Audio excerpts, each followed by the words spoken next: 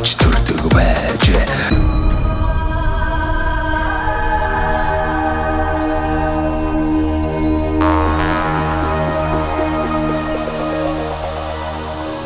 хийж л үзэж байлаа. Тэгэл тэр үеийн амьдралын одоо байдалд тэгэл явж байгаа. Тэгэл өдий хүрээд энэ жил одоо насны чөлөөнд сууж байна.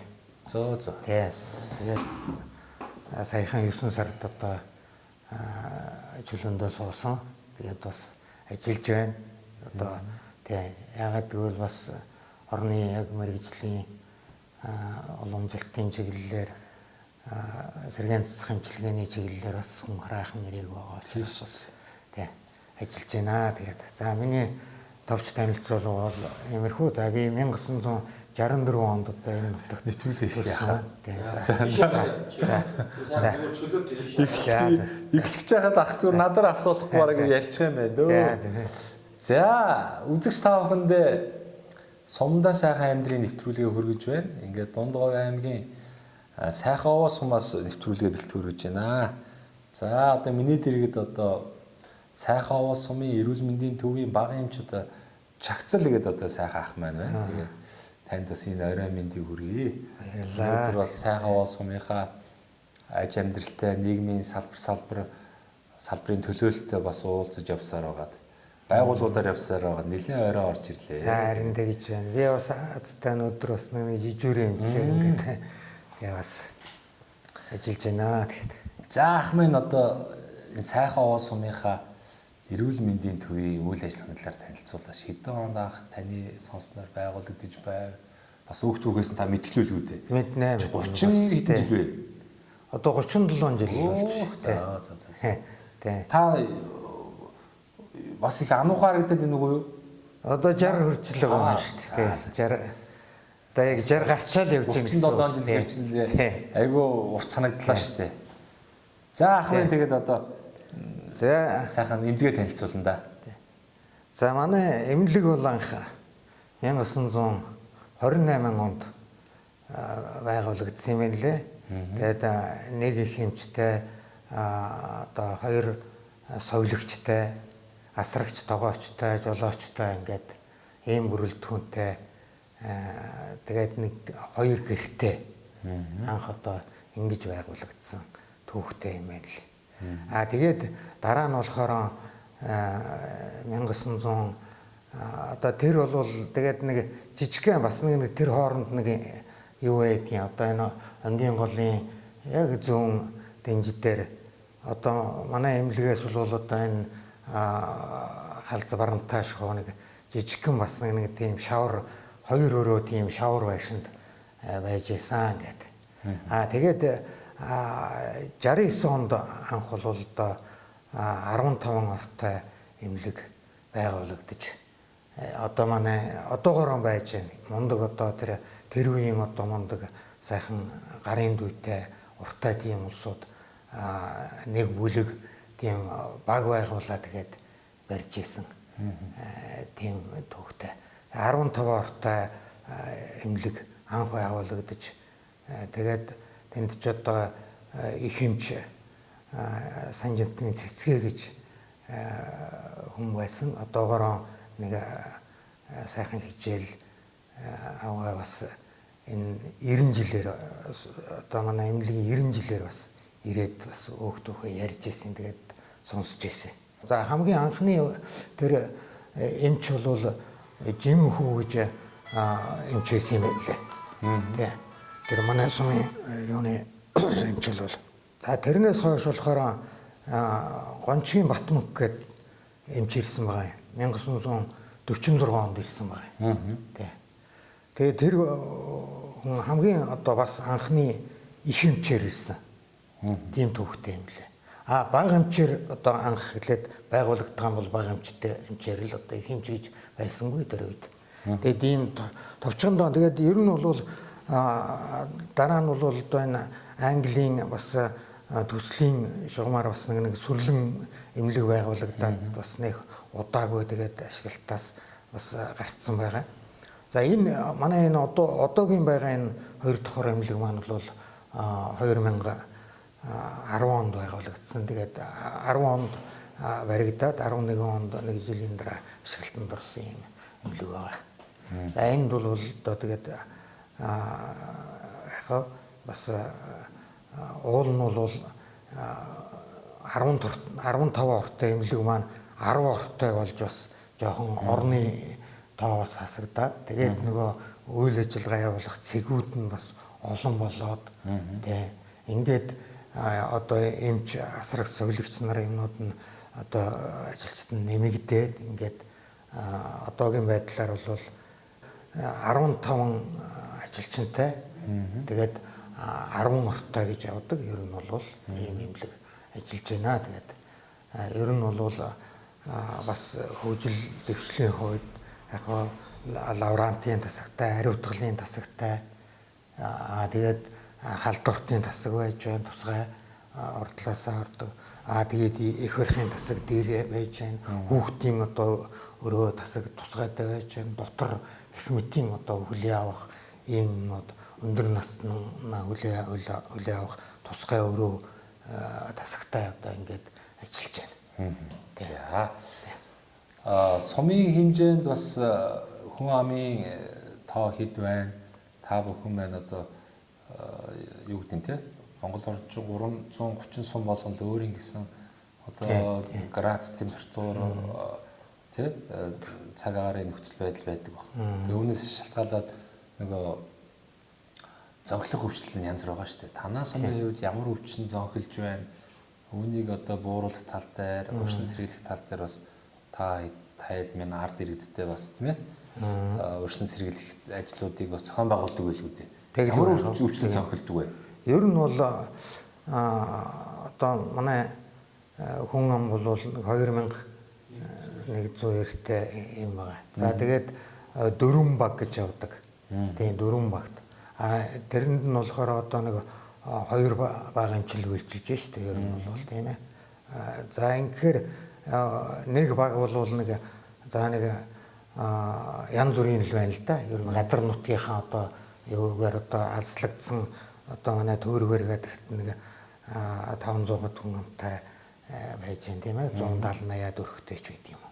Их мэтлэн. Тэгээд ер нь бол яг ийм сумын одоо төв одоо тэгээд энэ онг дагсан энэ бэлчрүүдийн одоо өвчлөл ямар байна вэ? Хүн ардынх нь юу ямар байна вэ? Ер нь бол говийн талаар ер нь жоохон усны асуудал асаа болж бөөрийн өвчлөл ер нь бол ахиу хэмжээтэй байдаг. Ер нь.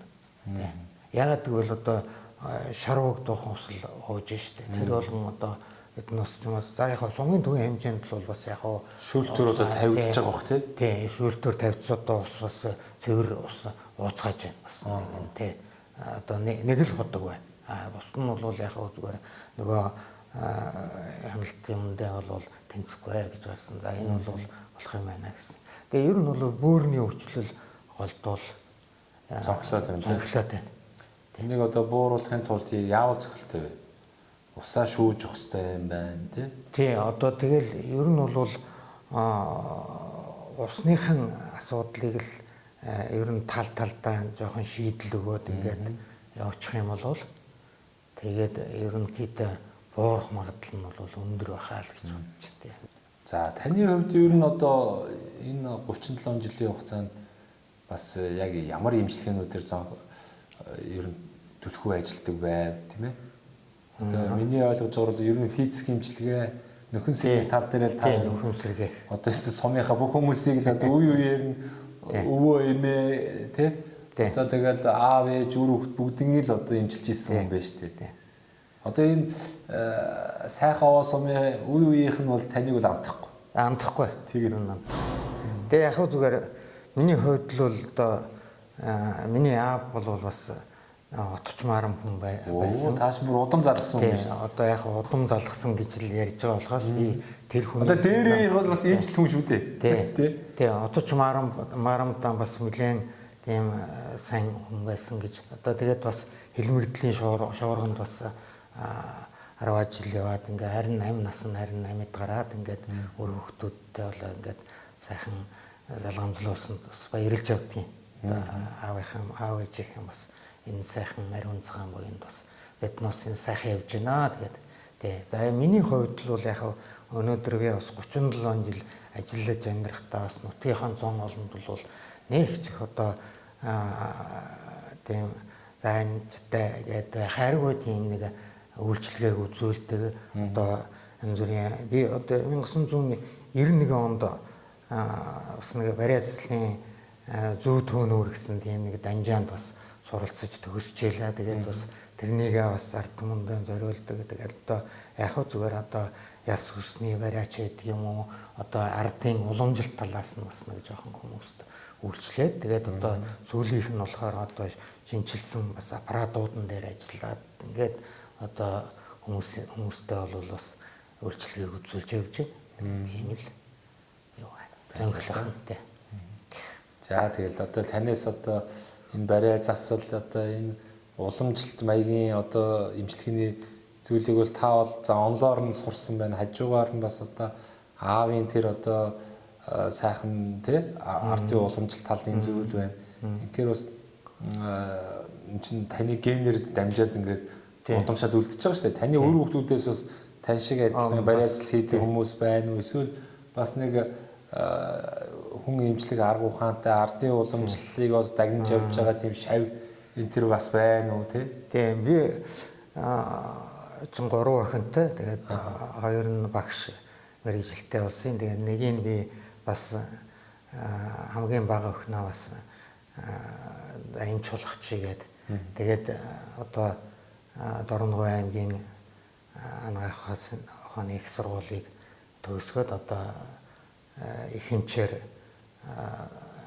Дорногов аймгийн төвд өрхийн эмнэлэгт одоо 3-4 жил ажиллаж байна. Бас туршлага одоо сууж байгаа хаа л гэж бодож байна бас тийм. Бас хүүхдүүдээс эмч төрж ийлээ. Дөрвөлээд давсан бас. Тэгээд ер нь бол миний одоо эгч ах нар одоо дэднүүсийн ач зээнэр бол бас нэлээ бариацлын чулсууд байж байна. Тэгээд эм зүйч мөч энэ төргээд бас нэлээ нэг баг бүрдүүлэх юм бол бас нэлээ бас сурсуулсууд байгаа. Тийм байна тий. Таны аав одоо таныг баг байхад ч гэдэм үү ер нь бас сайхан өгтөх ярьдаг байсан баг тий. Тэр отонч мааран байсан гэхээр энэ танаа дээр одоо онгийн хийд гэж одоо нэг 1000 гаруй ламптай нэлээ одоо том хийд байсан юм биш тий.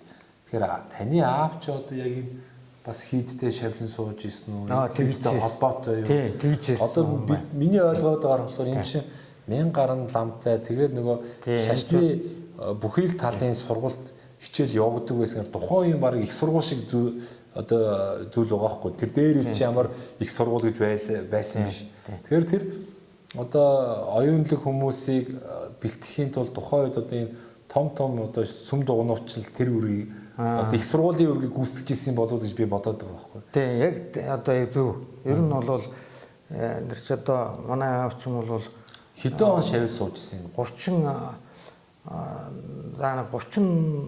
6 онд л юм шиг байгаа. Бас яг сайн яг төдөө онд гэдгийг сайн мэдгүй тий.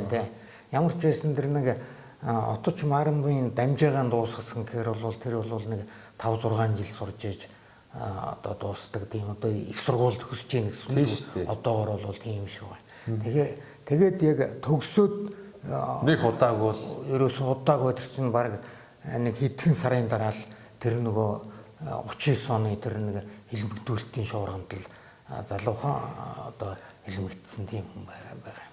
Одоо тэгэл яг энэ хийдэд байсан одоо ихэнх лам ургуудыг бол тэгэл бас явуулсан шүү дээ.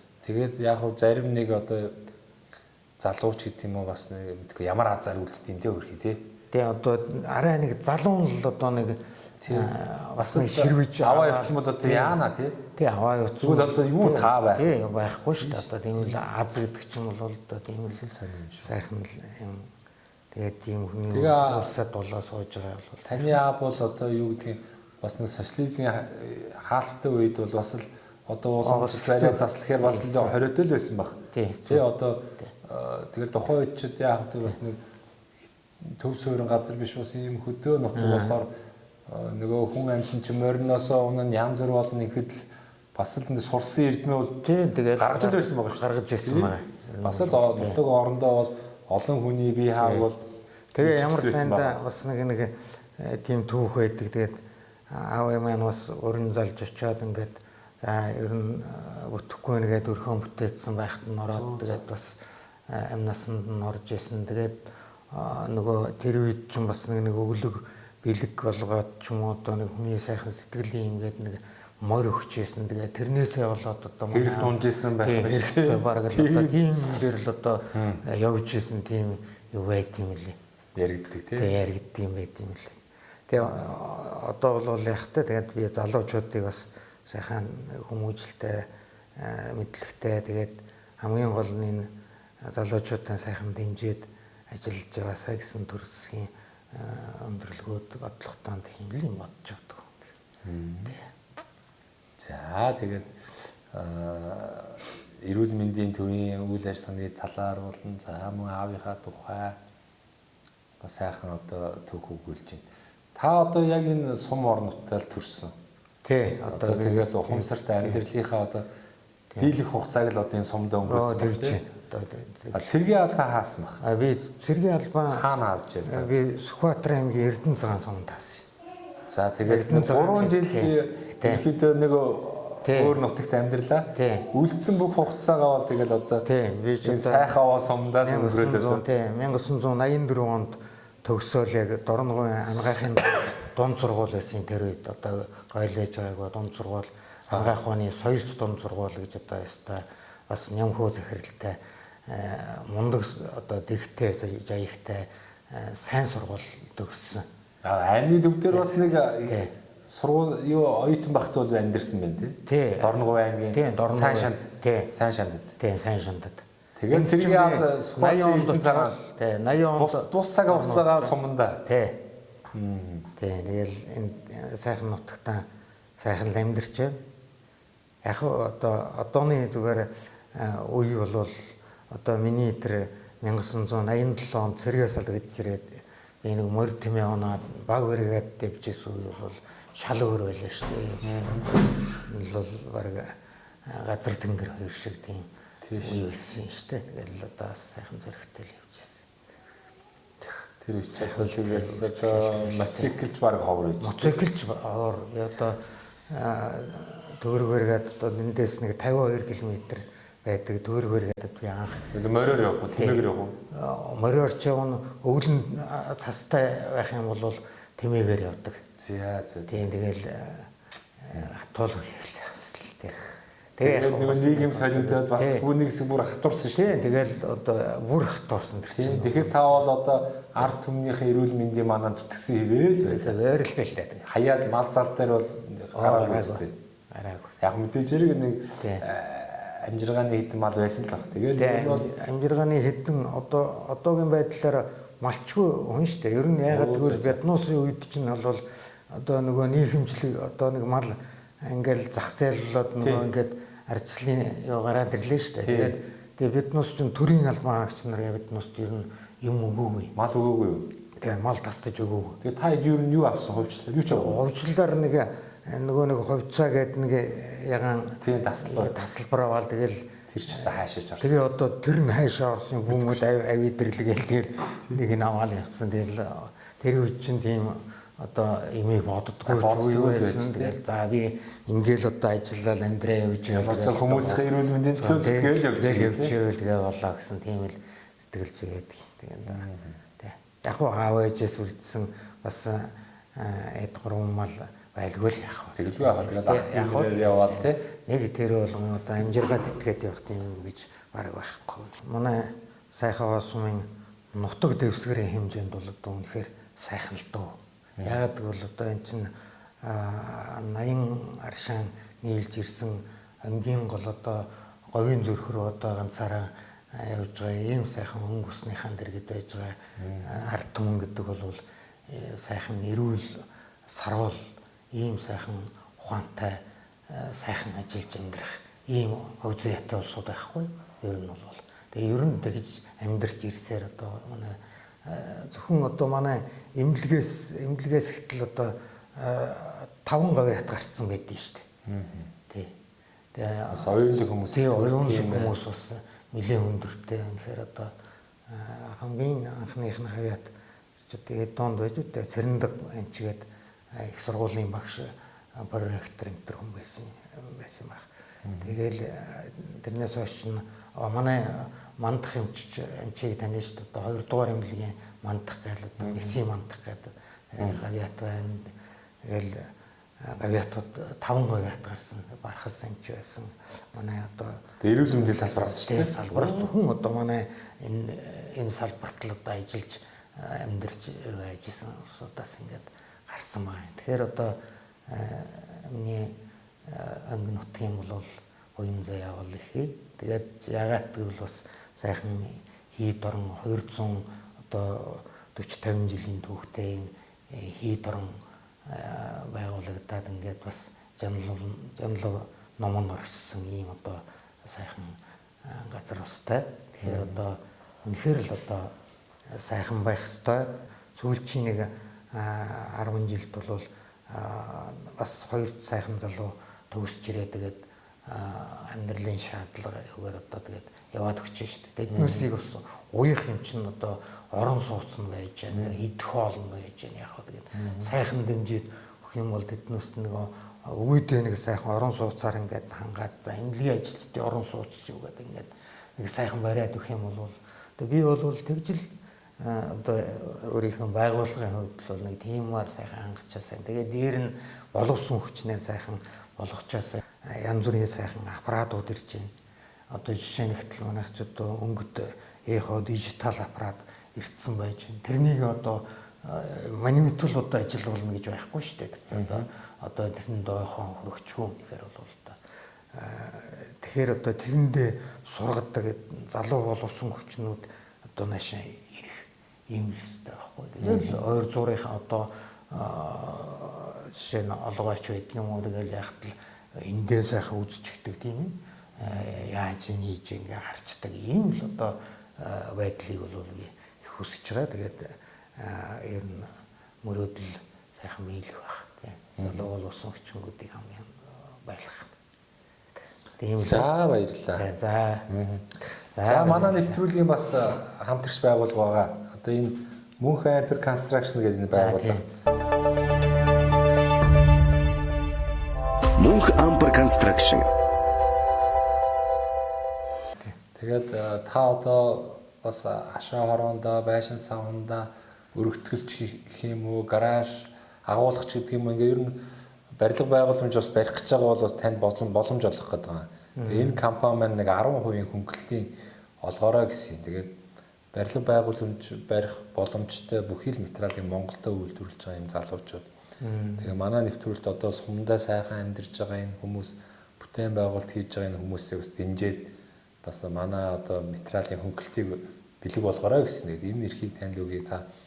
Тэгээд шаардлага гарвал бас холбогдоод барилгын материал 10% хөнгөлтөд аваарай. Тэгээд бүтээн байгуулалт хийгээрэй гэж хүсэж байна. За дээрэс нь та энэ завшиныг ашиглаад одоо таныг таньж мэддэг нутгийн уугуул суугуул зон олондоо ах トゥ төрөл төрөсөдөө энэ нэвтрүүлэг гарах өдрийн чин сэтгэлийн мэдлэгийг төвчүүлээч. За баярлалаа. За тэгээд энэ сайхан онгижийн энэ сайхан дэнж тэгээд одоо эрүүл мэндийн төвд өнөөдөр одоо би жижүүр эмчээр одоо ингээ байж байна. Тэгээд харин энэ сайхан завшаантай бас надтай сайхан уулзлаа. Тэгээд энэ завшааныг ашиглаад би бас нутаг орныхон ард иргэд тэгээд цаашлаад энэ Монголынхон ард түмэнд бас үнэхээр одоо чин сэтгэлийн сайхан халуун мэндийг эрүүлэн саруул сайхан ухаантай явцгаарай гэсэн энэ өрөөлийг төвшүүлье. Дараа нь одоо бас миний одоо сайхан ах эгч нар дүүнэр одоо ач зээнэр одоо бүгд одоо хань ижил одоо би бас оруулахгүй болохгүй. Ингээд сайхан та бүдэн эрүүлийн урт удаан наслахын үлзийтэй өрөөлийг өргөн төвшүүлье. Тэгээд одоо баярлалаа та бүхэндээ.